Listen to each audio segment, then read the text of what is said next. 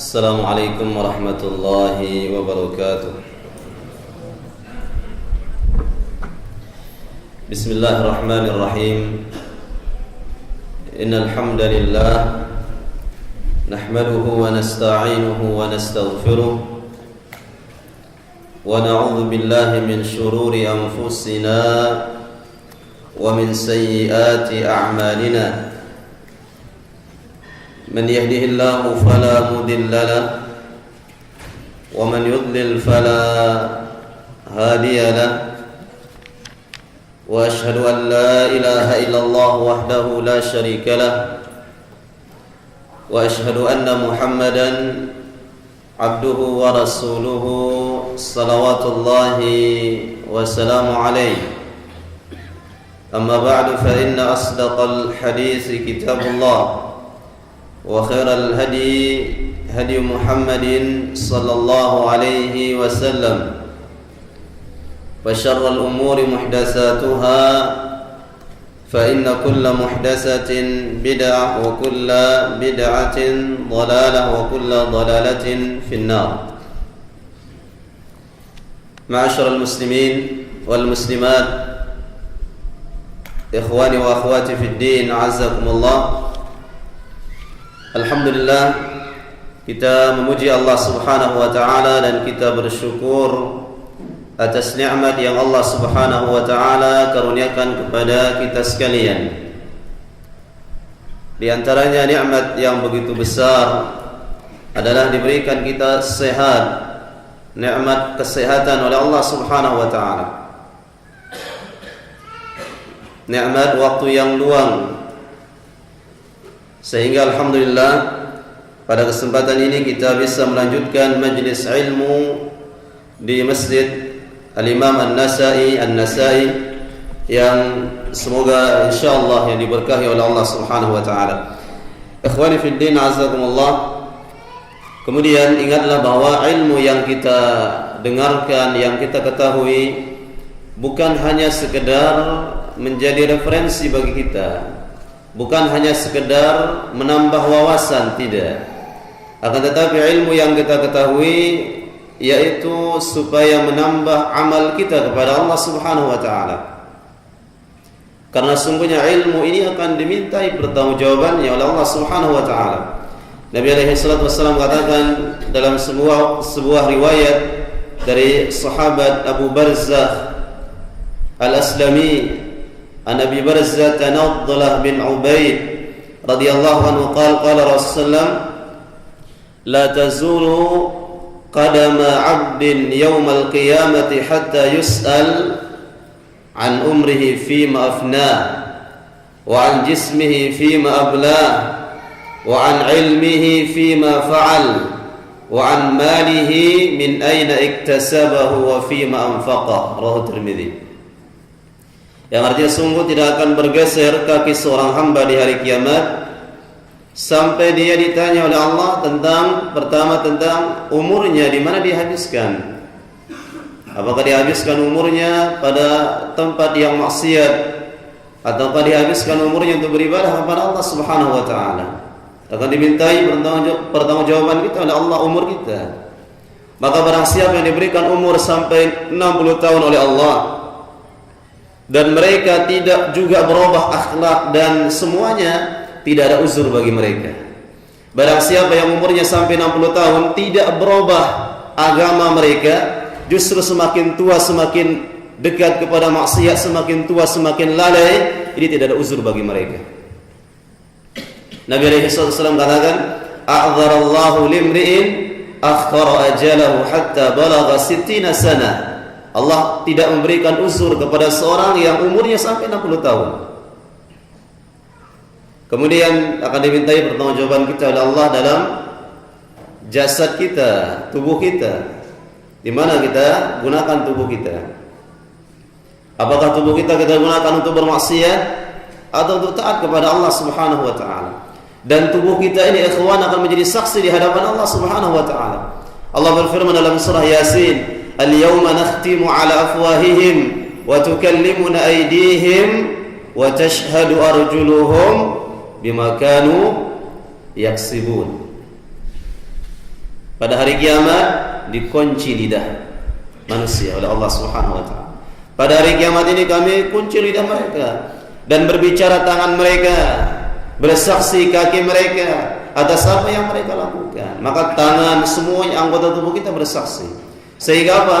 Allah Subhanahu wa taala mengharamkan anggota sujud.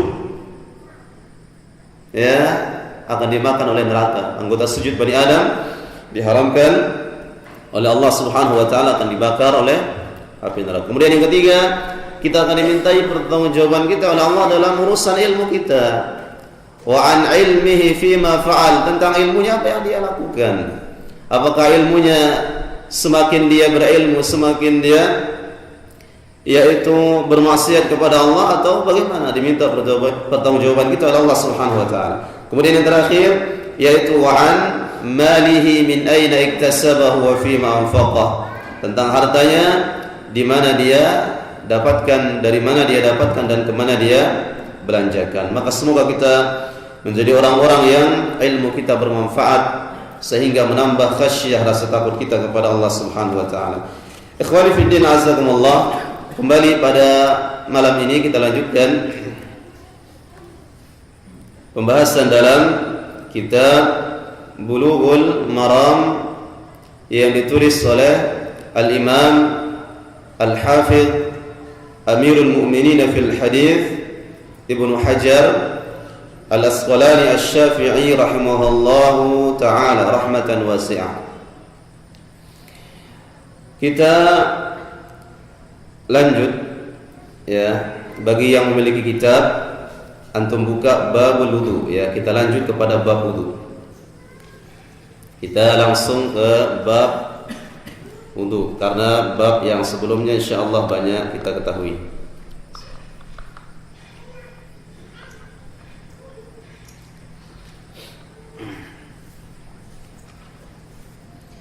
Kita lihat babul wudu. Bab yang menjelaskan tentang wudu. Yang pertama, sebelum kita membaca hadis yang terdapat dalam Bulughul Maram dalam babul wudu, kita lihat makna wudu. Perhatikanlah jamaah sekalian, apa arti wudu? Ya, wudu artinya secara bahasa bersinar. Ya, cerah. Dan secara istilah adalah yaitu membasuh anggota wudu dari muka sampai kaki. Kemudian sekarang kita lihat disebutkan oleh Syekh Muhammad bin Shalih Al-Utsaimin rahimahullahu taala dalam syarah Bulughul Maram.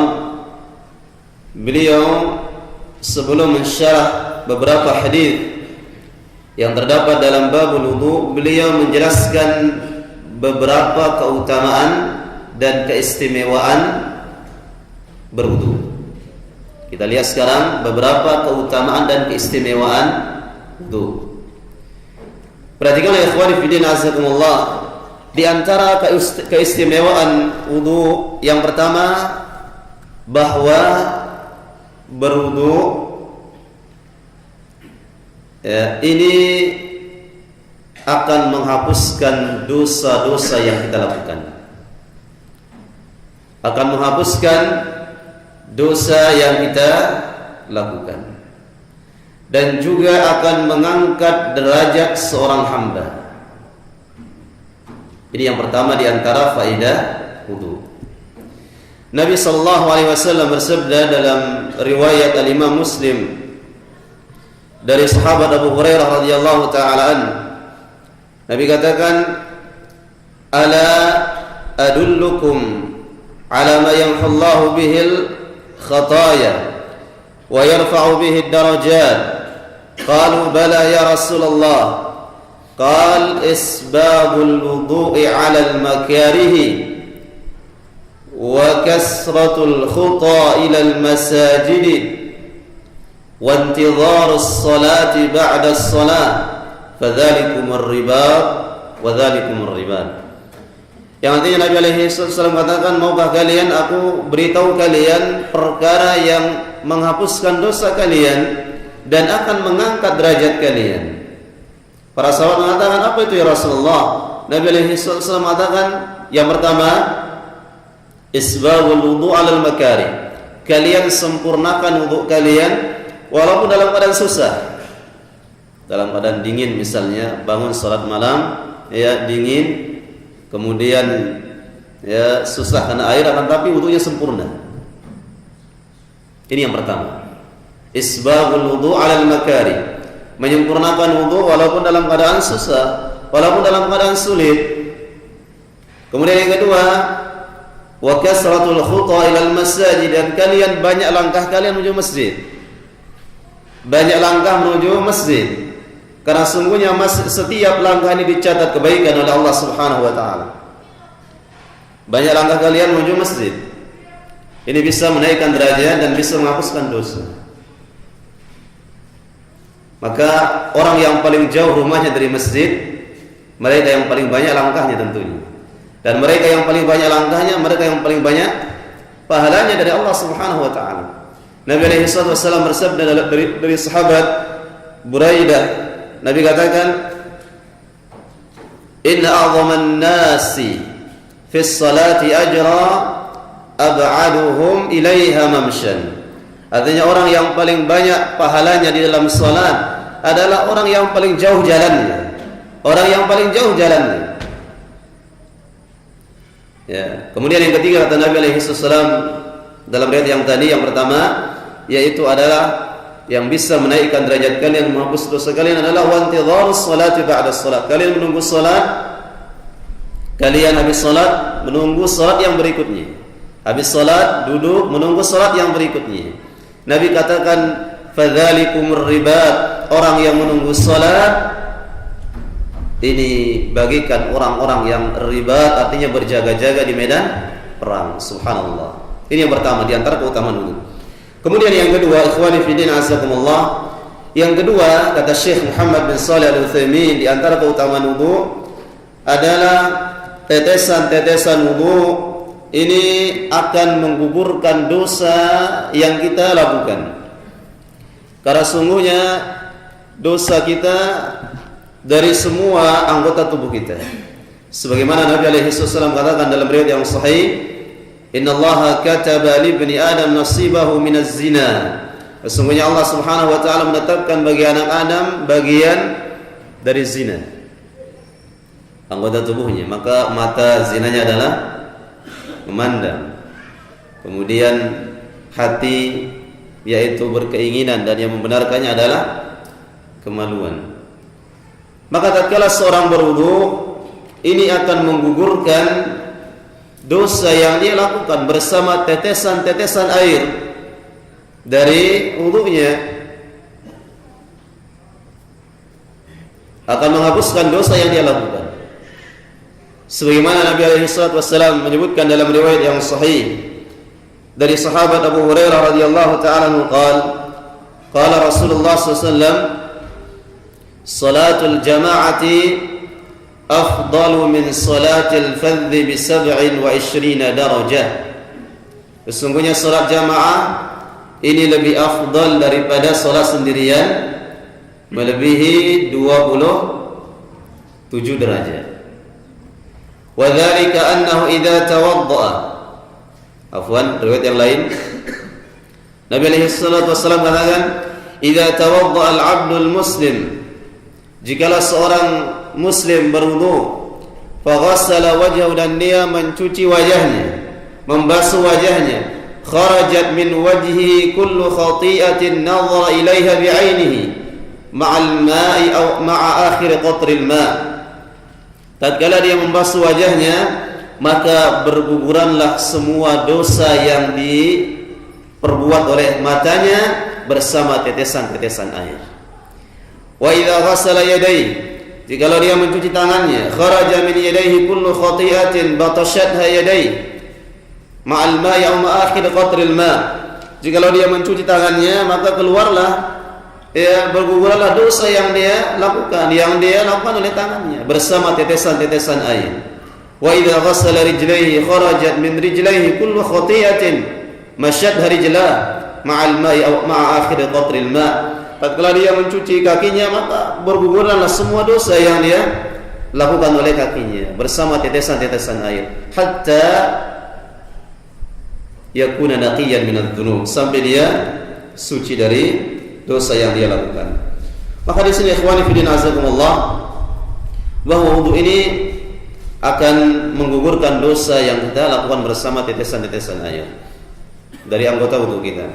Oleh karena itu, ya, apakah boleh seseorang, ya, habis dia berwudu dia mengusap air wudunya, boleh atau tidak? Boleh, ya. Akan tetapi seandainya tidak diusap dengan handuk misalnya, ini lebih bagus insyaallah. Dalilnya mana? Nabi SAW tatkala dia mandi janabah, Nabi SAW tatkala mandi janabah, kata Maimunah binti Al-Haris, istri beliau SAW, maka sehabis Nabi SAW mandi janabah, aku berikan kepada Nabi SAW, ya, mindil, sapu tangan, ya, untuk mengusap, yaitu air wudu atau air bekas mandinya. Maka Nabi SAW, kata Maimunah, faraddaha alai, Nabi SAW tidak menerimanya. Faja'ala yanfudul ma'a biyadaihi, maka Nabi SAW mengusap air dengan tangannya. Dia usap dengan tangannya, dia tidak pakai handuk. Maka di sini kata sebagian para ulama, seandainya seorang tidak mengusap air wudu yang habis dia berwudu, maka ini yaitu insyaallah lebih afdal, wallahu taala alam. Kemudian yang berikutnya, ikhwani fi din azakumullah, di antara keutamaan seseorang yang berwudu, di antara keutamaan wudu, bahwa seorang yang berwudu, ya, yang dia berwudu dari rumahnya kemudian datang ke masjid untuk salat, maka merekalah yang dicatat kebaikan oleh Allah Subhanahu wa taala dari setiap langkahnya. Merekalah yang dicatat kebaikan oleh Allah Subhanahu wa taala dari setiap langkahnya. Artinya apa? Tatkala antum akan ke masjid, jangan antum mengandalkan ada di masjid ada tempat wudu. Ya, yang paling baik adalah kita berwudu di rumah. Habis berwudu di rumah baru kita jalan ke masjid. Karena orang yang inilah yang mereka berwudu dari rumah kemudian jalan ke masjid, mereka yang dicatat oleh Allah Subhanahu wa taala dari setiap langkah wudu, dari setiap langkahnya ke masjid dicatat kebaikan oleh Allah Subhanahu wa taala. Perhatikanlah, Nabi alaihi salatu wasallam bersabda,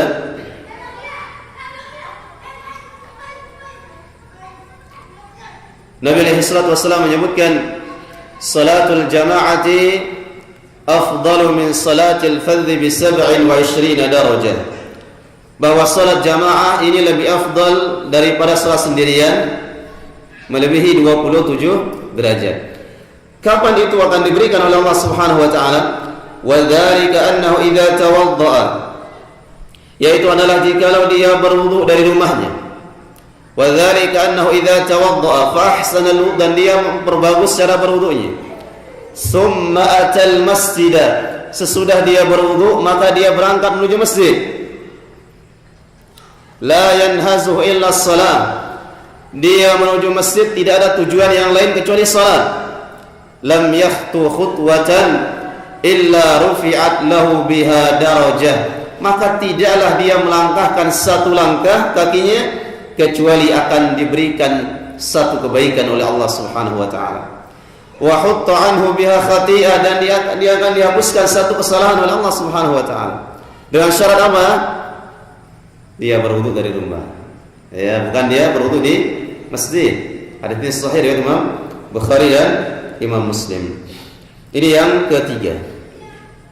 Kemudian yang terakhir di antaranya, kata Syekh Muhammad bin Shalih Al-Utsaimin rahimahullah taala, bahwa berwudu ini di antara keutamaannya adalah dia merupakan salah satu kekhususan dari umat Rasulullah sallallahu alaihi wasallam. Jadi berwudu ini adalah merupakan kekhususan yaitu umat Rasulullah sallallahu alaihi wasallam. Khususnya kita umat Islam, umat Rasulullah sallallahu alaihi wasallam. Karena bagaimana? Yaitu sungguhnya orang yang berwudu atau bahwa umat Islam, ya umatnya Rasulullah, mereka akan dikenali oleh Nabi alaihi wasallam di hari kiamat dengan setiap anggota wudunya ini akan bercahaya. Ya, akan bercahaya di hari kiamat. Setiap anggota wudunya akan bercahaya. Mereka datang dengan keadaan yaitu semua anggota wudunya, tangan, kemudian wajah, kemudian yaitu kaki dan kepalanya dalam keadaan bercahaya. Ghurran muhajjalin. Baik, inilah dia beberapa keutamaan berwudu yang disebutkan oleh Syekh Muhammad bin Shalih Al-Utsaimin rahimahullah taala. Kemudian kita lanjutkan hadis yang pertama dalam Bulughul Maram tentang masalah berwudu.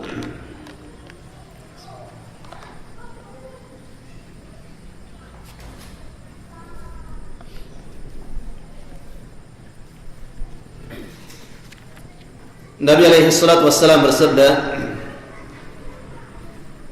hadis yang ke-29, An Abi Hurairah radhiyallahu anhu an Rasulillah sallallahu alaihi wasallam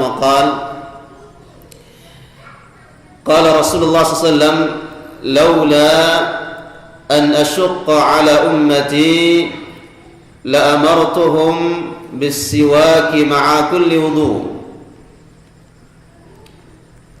An Abi Hurairah radhiyallahu anhu qala Rasulullah sallallahu alaihi wasallam laula an ashqa ala ummati la amartuhum bis-siwaki ma'a kulli wudu. Akhrajahu Malik wa Ahmad wa An-Nasa'i wa sahhahu Ibnu Khuzaimah wa dzakarahu Al-Bukhari ta'liqa. Dari sahabat Abu Hurairah radhiyallahu taala, dia mengatakan Nabi sallallahu alaihi wasallam bersabda, laula an ashqa ala ummati, seandainya aku tidak memberatkan atas umatku, kata Nabi alaihi salatu wasallam, seandainya aku tidak memberatkan atas umatku, la amartuhum bis-siwak, maka sungguh aku akan perintahkan, akan wajibkan mereka bersiwak setiap kali mereka berwudu. Ya. Nabi alaihi wasallam menyebutkan, seandainya aku tidak memberatkan atas umatku, kata beliau sallallahu alaihi wasallam, sungguh aku akan wajibkan mereka bersiwak setiap kali mereka berwudu. Hadis ini dikeluarkan oleh Imam Malik dan juga Imam Ahmad dan Imam An-Nasa'i, dan juga disahihkan oleh Imam Ibnu Khuzaimah, dan disebutkan oleh Imam Bukhari secara ta'liq, mu'allaq, artinya dihapuskan atau tidak disebutkan riwayat, ya, beberapa riwayatnya sampai kepada Nabi sallallahu alaihi wasallam. Baik, ikhwani fi din azakumullah, insyaallah kita sebutkan sedikit dari penjelasan hadis yang mulia ini. Sekarang kita lihat, sebelum kita lanjutkan, taib, fadhal akhi as-sadiqa, hadisnya dibaca. Antum ada di situ. Terus. Radhiyallahu an Rasulillah sallallahu alaihi wasallam annahu qala laula an ashqa 'alal ummati lamartuhum bis-siwak ma'a kulli wudu. Baik. Fadhal yang lain. Akhi Ibnu, Iqra.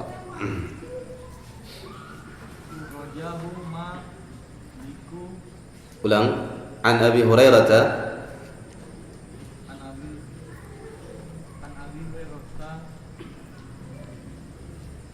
terus an Rasulillah sallallahu alaihi wasallam qala laula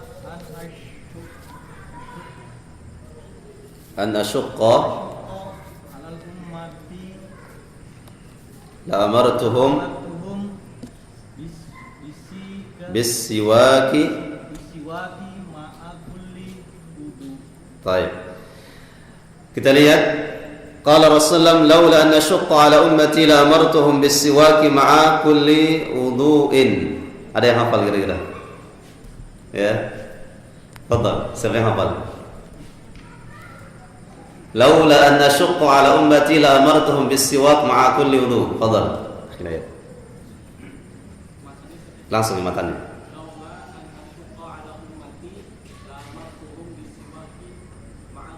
Ahsantum. Yang lain, fadhal. Abu Laila.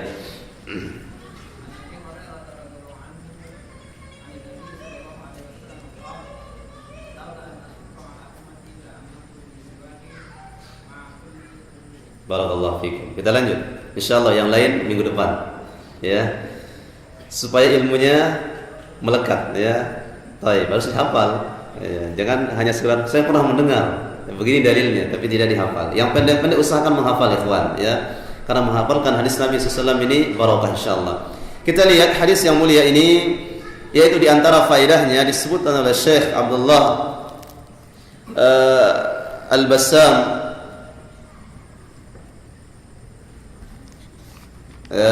atau disebutkan oleh Syekh Muhammad bin Shalih Al-Utsaimin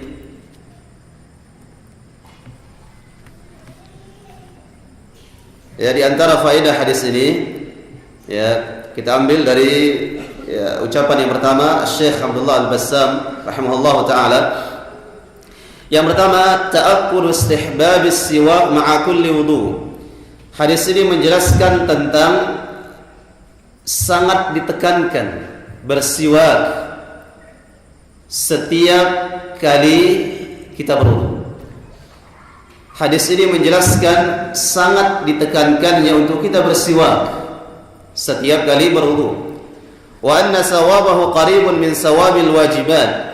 Bahkan pahala dari siwak ini hampir mendekati pahala melakukan ibadah yang wajib. Ini yang pertama. Ya, siwak ini sangat ditekankan ikhwani fillah azakumullah. Ya. Sangat ditekankan oleh Rasulullah sallallahu alaihi wasallam. Karena kenapa? Tatkala kita berwudu, kita akan yaitu salat ya, kita akan melaksanakan salat. Kita akan melaksanakan salat menghadap kehadirat Allah Subhanahu wa taala. Yaitu hendaklah dalam keadaan bersih, dalam keadaan suci, dalam keadaan semua anggota tubuh kita ini bersih, terutama adalah mulut kita. Karena biasa yang berbau apa? Mulut kita. Kadang-kadang kalau kita sholat berjamaah di samping orang yang tidak perhatikan siwak, yang tidak perhatikan apa kebersihan mulutnya, kadang-kadang capek kita bernapas, ya, tahan napas kadang-kadang. Maka ini dijaga, ya, ini dijaga. Hatta jangankan kita sebagai manusia, malaikat Allah Subhanahu wa taala dia terganggu jikalau mulut kita mengeluarkan bau yang tidak enak. Kata Nabi sallallahu alaihi wasallam dalam riwayat yang lain dari sahabat Jabir bin Abdullah radhiyallahu ta'ala, man akala thuman aw basalan fala yaqrabanna musallana fa innal malaikata tata'adza mimma yata'adza minhu banu adam. Rawahu Bukhari Muslim. Artinya barang siapa yang memakan bawang putih dan bawang merah dalam keadaan mentah, dia makan bawang putih, bawang merah dalam keadaan masih mentah. Ya. Nabi alaihi wasallam mengatakan, janganlah dia mendekati masjid. Jangan dia mendekati masjid kami. Karena kenapa? Malaikat ini terganggu sebagaimana terganggunya anak Adam.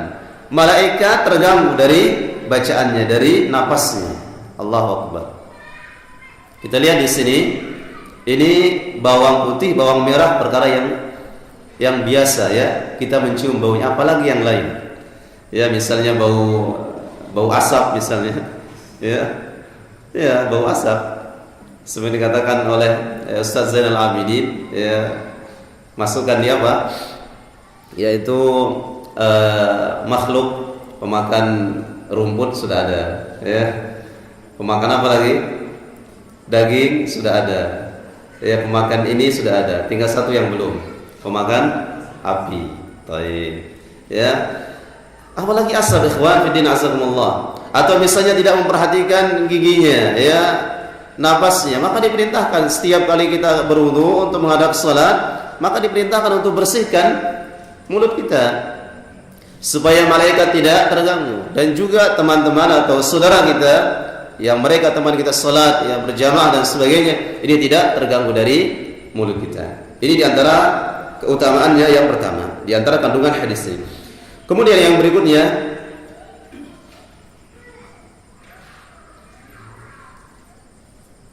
anna siwaka 'inda al-wudu' wa 'inda ghairihi min al-ibadat laysa biwajibin. Faqad mana'a sallallahu alaihi wasallam min ijabihi 'ala ummatihi makhafata masyaqqatihim. Bahwa siwak tatkala berwudu, ya, dan siwak tatkala di selain keadaan, misalnya sebelum membaca Al-Quran atau sebelum salat, ini bukan wajib. Hukumnya bukan wajib. Siwak ini bukan wajib hukumnya. Karena kenapa? Nabi alaihi salatu wassalam, ya, dia mana sallallahu alaihi wasallam min ijabi. Nabi sallam tidak menyebutkan tentang wajibnya. Nabi menahan diri untuk mewajibkan umatnya. Karena kenapa Nabi alaihi wasallam menahan diri? Karena dikhawatirkan akan memberatkan kita. Akan memberatkan kita. Bagaimana dalam Indonesia, misalnya negara-negara yang lain yang kayu siwak jarang, tidak bisa tumbuh di sini, kecuali di tanah Arab. Sungguh akan memberatkan. Ya, atau setiap kali berwudu akan bersiwak. Dalam riwayat yang lain setiap kali salat akan bersiwak. Nabi alaihi wasallam tidak mewajibkan karena mengkhawatirkan akan memberatkan umatnya. Ya. Sehingga apa, ikhwani fi din azakumullah, dalam banyak keadaan Nabi sallallahu alaihi wasallam meninggalkan membebani kita, dikhawatirkan akan mewajibkan. Artinya apa? Dalam banyak keadaan ibadah Nabi alaihi salatu wassalam, ya, tidak mewajibkan seseorang untuk melakukannya, dikhawatirkan akan memberatkan dia. Mana diantaranya? Ini siwak yang pertama. Diantaranya lagi salat tarawih. Diantaranya lagi salat isya. Kapan waktu salat isya yang paling afdal? Tengah malam. Ya, tengah malam waktu yang paling afdal. Kata sahabat Ibnu Abbas radhiyallahu taala, akhara Nabi sallallahu alaihi wasallam al-isya dzata lailatin. Suatu ketika Nabi alaihi salatu wasallam mengakhirkan salat isya. Para sahabat duduk menunggu salat isya, habis maghrib duduk. Ya, lama sampai gelap sudah. Para wanita sudah tertidur. Anak-anak kecil sudah tertidur semuanya. Kemudian para sahabat, kata Anas bin Malik, ya, dalam riwayat yang lain, sampai kepala mereka ke kiri dan ke kanan sambil menahan rasa kantuk. Ya, menunggu salat isya. Kemudian Ibnu Abbas mengatakan, fa kharajan Nabi sallallahu alaihi wasallam. Nabi alaihi salatu wasallam keluar sampai setengah malam, ya, di pertengahan malam. Wa ra'suhu yaqturu ma'an. Nabi alaihi wasallam dalam keadaan rambut beliau basah. Ini terdapat riwayat dalam Umdatul Ahkam tentang waktu salat. Nabi alaihi wasallam rambut beliau dalam keadaan basah. Ya, wallahu alam, tidak disebutkan oleh rawi apakah dia basah karena mandi junub atau basah karena berwudu. Kemudian Nabi alaihi salatu wasallam mengatakan, ya, laula an nashqa ala ummati la amartuhum bis salati hadhihi sa'ah. Seandainya aku tidak khawatir memberatkan umatku, kata Nabi alaihi salatu wasallam, aku akan perintahkan mereka salat isya pada waktu sekarang ini, tengah malam ini. Tapi Nabi khawatir akan memberatkan kepada kita umat Islam. Di antaranya lagi Nabi alaihi salatu wasallam meringankan salatnya karena mendengarkan suara tangisan anak kecil. Kata sahabat An-Nabi Qatadah radhiyallahu anhu qala, Nabi menyebutkan, inni la aqumu ila shalah wa uridu an utawwila fiha fa asma'u buka as-sabi fa atajawwazu fi salati karahiyatan yashqa ala ummihi. Aku ingin salat, memanjangkan salatku, tapi aku mendengar suara tangisan anak kecil, akhirnya aku ringkas salatku, aku segerakan karena aku khawatir memberatkan kepada ibu anak tersebut. Baik, ini yang kedua di antara hikmahnya.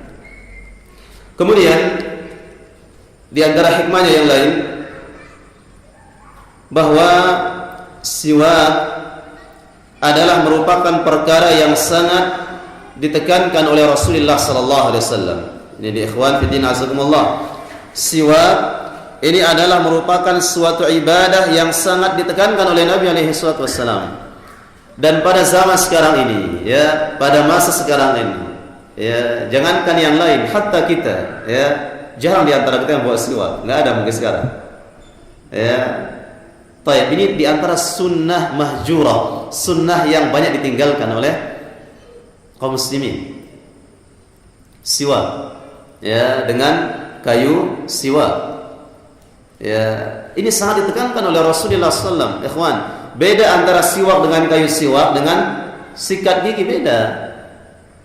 Ya, beda, banyak perbedaannya. Ya, ini siwak ini sangat ditekankan oleh Rasulullah SAW. Kita walaupun bagaimanapun gantengnya, masya Allah ya, ini untuk membersihkan gigi ya.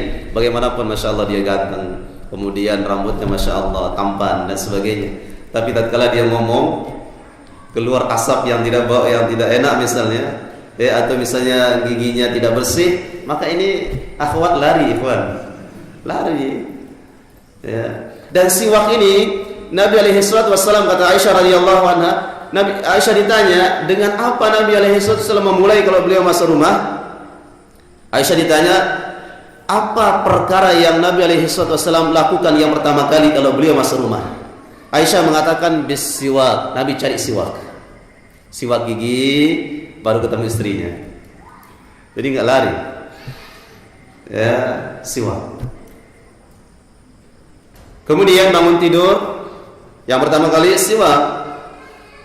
Kata sahabat ya Hudzaifah ibn al-Yaman radhiyallahu anhu, kana Rasulullah idza qama min al-lail yashusu fahu bis-siwak. Nabi alaihi wasallam kalau bangun malam yang pertama kali dia gosok giginya dengan siwak. Ya, hatta tatkala Nabi alaihi wasallam akan meninggal dunia. Allahu akbar. Tatkala Nabi alaihi wasallam akan meninggal dunia, Nabi tidak lupa bersiwak. Ini menunjukkan sangat ditekankannya siwak, ikhwan. Perhatikanlah dalam Umdatul Ahkam ada bab tentang siwak. Ya, Aisyah radhiyallahu anha mengatakan, dakhala Abdurrahman bin Abi Bakr ala Nabi sallallahu alaihi wasallam wa ana musniyatuhu ila sadri. Tatkala Nabi alaihi wasallam sedang sakratul maut, ya, Nabi bersandar di dadaku, kata Aisyah radhiyallahu anha. Dia bersandar di dada Aisyah radhiyallahu anha. Ya, dia dekap Rasulullah sallallahu alaihi wasallam. Ini Aisyah, istri Nabi yang sangat beliau cintai. Maka sungguh semoga Allah Subhanahu wa taala menghancurkan orang-orang manusia yang mengatakan Aisyah sebagai wanita berzina, yang melaknat Aisyah. Semoga Allah melaknat mereka. Ya, tidaklah ada seorang yang mencela Aisyah kecuali mereka adalah pewaris siapa? Tokohnya orang-orang munafikin, Abdullah bin Ubay bin Salul. Seorang munafikin yang diancam dia fid darkil asfali minan nar. Lihat dalam surah An-Nur yang dia menuduh Aisyah berzina. Padahal Aisyah radhiyallahu anha wanita yang paling dicintai oleh Rasulullah SAW. Sampai tatkala Nabi akan meninggal dunia, Nabi bersandar di dada Rasulullah SAW. Nabi SAW mengatakan, di mana aku besok? Di mana aku besok? Artinya apa? Dia menginginkan meninggalnya di rumah Aisyah. Sampai Nabi dikuburkan di rumah Aisyah. Cukuplah ini sebagai bukti akan Nabi cinta kepada Aisyah radhiyallahu anha. Baik. Aisyah mengatakan, masuk Abdurrahman bin Abi Bakar, masuk. Nabi bersandar di dadaku. Wa ma Abdurrahman siwakun radbun yastannu bihi. Abdurrahman membawa siwak yang masih basah, yang dia bersiwak dengan. Tatkala melihat Abdurrahman bin Abi Bakar, Abdurrahman bin Abi Bakar ini adalah saudaranya siapa? Aisyah radhiyallahu anha. Maka dia masuk ke rumah Aisyah. Dia melihat Abdurrahman oleh Nabi sallallahu alaihi wasallam. Fa abadahu Nabi sallallahu alaihi wasallam basarahu. Maka Nabi lihat Abdurrahman jalan, dilihat oleh Nabi SAW. Padahal Nabi sedang sakratul maut, dilihat oleh Nabi SAW. Maka aku tahu, kata Aisyah, Nabi menginginkan siwak yang dibawa oleh siapa? Abdurrahman. Fa akhadtu siwak, maka aku ambil dari Abdurrahman saudaraku. Fa qadamtuhu wa tayyabtuhu, aku gigit siwak itu. Digigit oleh Aisyah supaya jangan keras.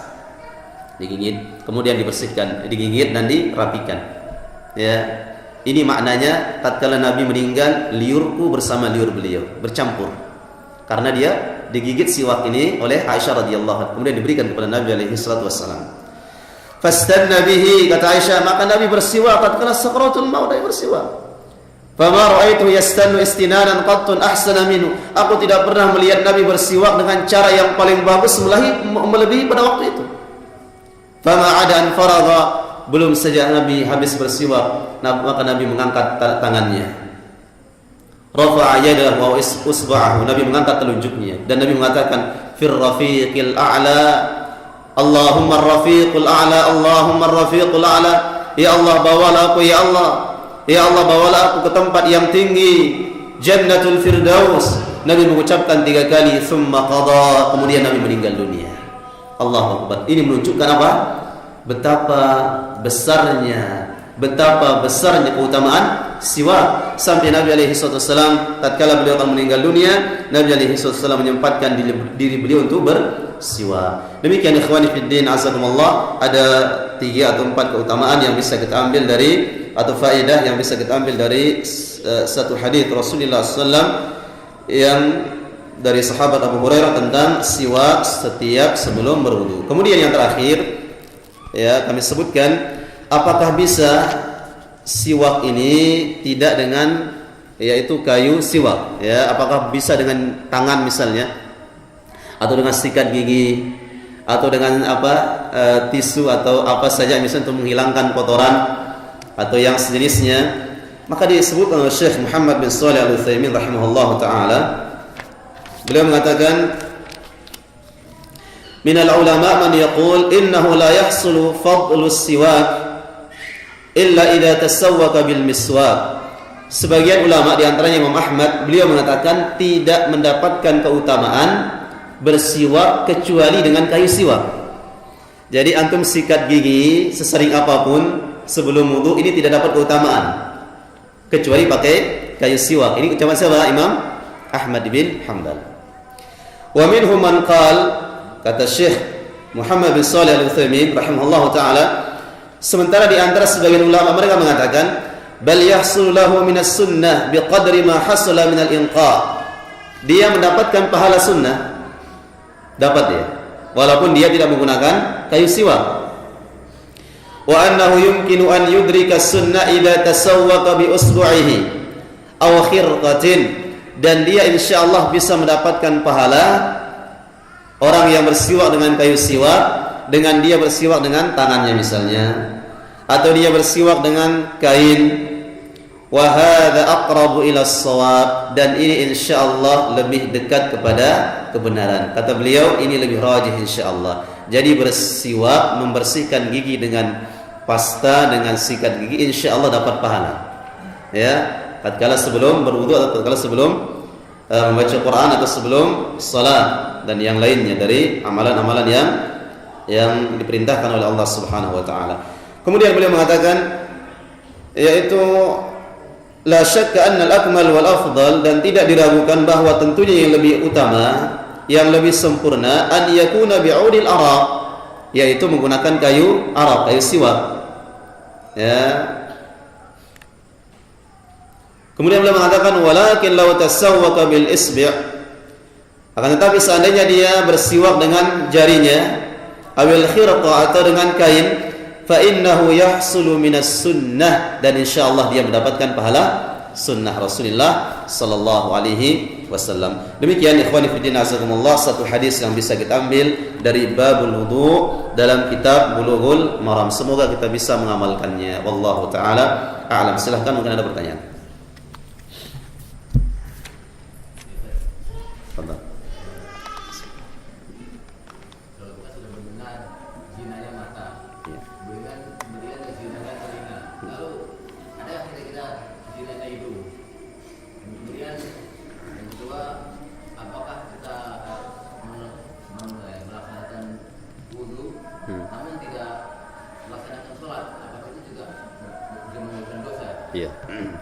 Yang pertama, Nabi alaihi wasallam memang dalam sebuah riwayat menyebutkan tidak ada hidung, ya, mata, kemudian telinga, kemudian tangan, kemudian kaki, dan membenarkan adalah kemaluan. Kemudian yang lain, apakah ada zina? Ada. Ya, ini sebagai perwakilan. Ya, ini sebagai perwakilannya saja. Bahkan yang lebih parah mana? Mata sama hidung, lebih parah hidung. Ya, lebih parah hidung. Maka zina juga ada. Dia mencium, ya, sesuatu yang tidak halal. Ini juga zinanya. Dan insyaallah bisa dihapuskan. Ini sayyi'at.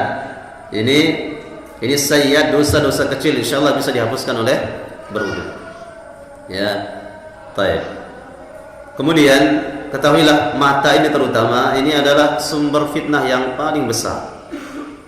Ya, Nabi diucapkan oleh seorang salaf, ya, kullul hawadisi mabda'uha an-nazar.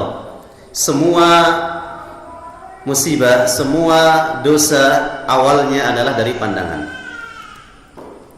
sebagaimana mu'dhaman nari min mustasghari syarar, sebagaimana kebanyakan orang dicampakkan di dalam neraka karena mereka meremehkan dosa-dosa kecil. Kita lihat kenapa kita jarang bersyukur kepada Allah? Karena mata. Kita lihat orang yang lebih tinggi dari kita. Maka ikhwan, jangan terlalu sering antum ajak istri jalan-jalan ke mall. Nanti nggak pernah puas dia. Dilihat ini ada yang baru, pingin. Ada laki-laki yang lebih ganteng, ya nanti dia kalahkan nanti antum. Dibanding-bandingkan. Taib, ini mata. Lebih banyak di rumah. Ya, lebih banyak di rumah. Kata Nabi alaihi salatu wassalam ditanya oleh seorang sahabat, "Ya Rasulullah, man najat?" Ya Rasul, apa yang membawa keberhasilan, kesuksesan, kebahagiaan? Kata Nabi sallallahu ada 3. Yang pertama, amsik alaika lisana, pegang lidahmu, tahan. Wal yasa'ka baitu, tinggal di rumah, jangan terlalu banyak kesana kemari. Ya, kalau tidak ada keperluan. Yang ketiga, wabki ala khati'atika, dan tangisilah dosamu. Jangan tangisi dosa orang lain. Kita kebanyakan menangisi dosa orang lain. Kalau orang berbuat salah, masya Allah, ini orang ini harus dia bertobat. Ya, habis kita ungkit-ungkit dosa mereka. Sementara kita dosa kita lebih banyak. Ya, ini musibah. Ini yang pertama. Kemudian yang kedua, apakah kita berwudu ya mendapatkan pahala padahal kita tidak untuk salat? Insya Allah dapat. Ya, ini di antara sunnahnya setiap kita berhadas kita berwudu, berhadas berwudu, berhadas berwudu. Ini bagus juga. Ya, wallahu taala alam. Silakan ya. Silakan. Okay. Masjidnya naik kendaraan bagaimana? Insya Allah juga mendapatkan yaitu pahala. Semakin susah jalannya, motornya semakin jelek, insya Allah semakin banyak pahalanya. Semakin mewah AC semuanya, semakin ringan, ya semakin kurang. Ya, semakin pakai jalan kaki lebih afdal. Naik sepeda nggak ada, pakai sepeda sini ya nggak ada. Ya, kemudian pakai motor yang tahun sekian sudah tahun zaman Jepang atau Belanda ya lebih baik lagi, lebih besar lagi pahalanya. Semakin mewah semakin kurang. Ya, semakin susah semakin lelah semakin besar pahalanya.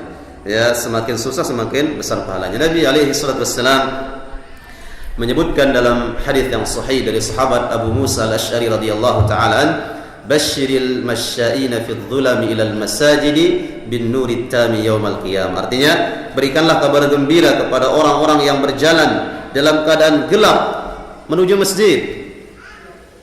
Dalam keadaan gelap dia juga berangkat ke masjid.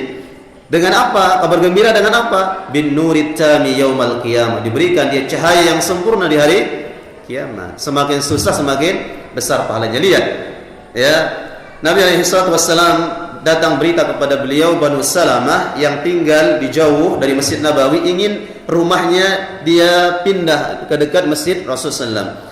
Maka Nabi alaihi wasallam mengatakan, "Ya Bani Salamah, balaghani annakum turiduna an tantaqilu qurbal masjid." Wahai Bani Salamah, sampai kepada aku berita kalian ingin pindah rumah mendekati masjid. Bani Salamah mengatakan, "Na'am ya Rasulullah." Iya ya Rasulullah. Maka Nabi alaihi salatu wasallam mengatakan, "Bani Salamah diyarakum tuktabu atharuhum." Wahai Bani Salamah, sudah enggak apa-apa, tinggal aja di rumah kalian walaupun jauh dari masjid. Karena akan dicatat langkah-langkah kalian dari rumah kalian menuju masjid. Semakin jauh semakin banyak, semakin susah semakin banyak. Wallahu taala a'lam. Silakan. Sudah, ada yang lain? Tonton. Baik, apakah ada wudu setelah mandi janabah? Ada dua kemungkinan. Kalau tatkala mandi janabah, sebelumnya ya mandi janabah ini sebelum kita mandi kita buang hajat dulu, ya baik kotoran kecil atau besarnya kita buang. Habis itu kita bersihkan yaitu sisa-sisa yaitu mani atau yang lainnya, ya. Kemudian setelah itu kita berwudu, ya. Habis berwudu baru kita mandi. Kemudian yang pertama ya, seandainya di tengah mandi kita atau di akhir mandi kita keluar juga ya kencing dan kita keluar angin, maka tentunya harus setelah mandi nanti kita berwudu, ya. Setelah mandi kita berwudu. Akan tetapi seandainya sudah bersih semuanya, tidak ada yang keluar angin dan sebagainya tatkala kita mandi, sampai selesai mandi tidak ada, maka cukup, tidak perlu kita berwudu. Orang yang berwudu setelah mandi janabah, kata sahabat Abdullah bin Mas'ud, mereka telah berlebihan. Cukup mandi itu sebagai yaitu yang membersihkan kita. Kata sahabat Ibnu Mas'ud atau yang lainnya terdapat dalam fiqh sunnah, ini orang yang berlebihan. Wallahu taala alam. Ya. Ya. Kalau ragu-ragu, tadi kan sebelumnya kita sudah berwudu, maka ragu-ragu ini buang saja. Kita lihat kepada asal hukum tadi. Kita sudah yakin tadi kita berwudu, kemudian ragu-ragu kita buang. Al-yaqin la yuzalu bisyak. Dalam kaidah, yakin itu tidak bisa dikalahkan oleh ragu-raguan. Allah taala. Silakan. Bagaimana kalau kita berwudu di kamar mandi yang ada WC-nya? Baik. Bagaimana kalau kita berwudu di kamar mandi yang ada WC-nya? Tidak masalah, Pak. Tidak masalah, kita boleh kita berwudu di kamar mandi yang ada WC-nya. Akan tetapi sebaiknya kita berwudu di luar. Disebutkan, ditanya Syekh Muhammad bin Shalih Al-Utsaimin dan juga Lajnah Daimah, bolehkah kita berwudu di WC kamar mandi yang ada WC-nya? Boleh, selama kita bisa terhindar dari najis yang ada di tempat tersebut. Ya, boleh, tidak masalah. Kemudian bagaimana yang lebih afdal? Insyaallah lebih afdal kita di luar. Karena kenapa? Kita bisa membaca bismillah. Kita bisa baca bismillah. Dalam sebuah riwayat Imam Ahmad, Nabi alaihi wasallam bersabda, la salata liman la wudu'a lahu wa la wudu'a liman lam yadhkur ismallahi ta'ala. Tidak diterima salat seorang yang belum berwudu dan tidak diterima wudunya orang yang tidak baca bismillah. Tapi sebagian ulama mengatakan hadisnya dhaif. Ya, maka yang rajih insyaallah sebelum berwudu ini sunnah baca bismillah, bukan wajib. Maka supaya kita bisa baca bismillah, maka sebaiknya kita berwudu di luar WC. Wallahu taala a'lam.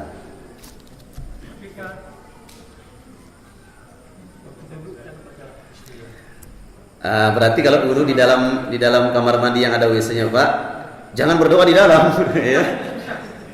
Oh, bismillahnya di luar aja. Bismillah di luar. Enggak boleh baca bismillah di dalam. Ya. Bismillahnya di luar tadi, kemudian masuk, ya. Kemudian langsung mandi dan berwudu. Kemudian berdoanya di luar, jangan ada WC berdoanya. Tapi berdoanya di luar. Kata Nabi SAW dari sahabat Umar bin Khattab, barang siapa yang berwudu kemudian sempurna wudunya, kemudian mengucapkan doa asyhadu an la ilaha illallah wahdahu la syarikalah wa asyhadu anna Muhammadan abduhu wa rasuluhu illa ghufirat khatayahu wa in kanat misla zabaril bahri, kecuali pasti akan diampuni dosanya walaupun seperti buih di lautan. Dia membaca doa yang tadi. Dalam riwayat Imam Tirmidzi, wa zada Tirmidzi, Allahumma ja'alni minat tawwabin wa ja'alni minal mutatahhirin. Wallahu taala alam. Cukup mungkin ya? 7:30. Wallahu taala alam. Demikian, wa sallallahu ala nabiyina Muhammad, subhanakallahumma bihamdik, asyhadu an la ilaha illa anta astaghfiruka wa atubu ilaik. Assalamualaikum warahmatullahi wabarakatuh.